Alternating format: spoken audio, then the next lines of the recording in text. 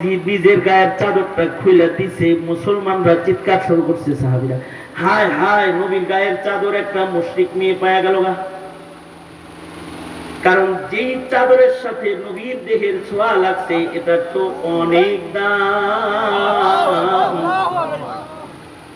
নবীজির গায়ের সাথে যে মাটির ছোঁয়া লাগছে মাটির অনেক দাম। মদিনার মাটি আল্লাহর কাছে আরশের চেয়ে দামি। নবীর গায়ের সাথে লাগে রয়েছে, তাই নবীর গায়ের পোশাক চাদর অনেক দাম। এটা কোনো কাফেরের সাথে স্পর্শ হোক এটা সাহাবীরা বরদাস্ত করে না। আরে আম্মা জান হযরত উম্মে হাবিবা মদিনাতুল মুনাওয়ারাতে রাসূলের ঘরে আছেন নবীর বিবি। আবু সুফিয়ান তখনও পর্যন্ত কালেমা পড়ে মুসলমান হয় নাই। মাঝে মধ্যে নিজের মাইয়ারে দেখতে মদিনায় যাইতো। একবার রাসূলের ঘরে ঢুকছে নিজের মেয়েরে দেখতে।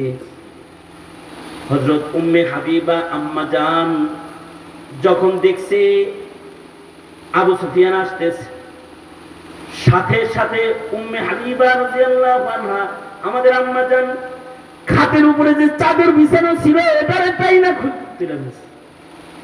আবু সুফিয়ান জিনিসটা দেখে ফেলেছে। ঘরে ঢুকে কথা না বইলা আগে বলে, বাপ আইছে, তোর ঘরে উচিত হলো চাদর বিছাবি, চাদর তুলি যাবি।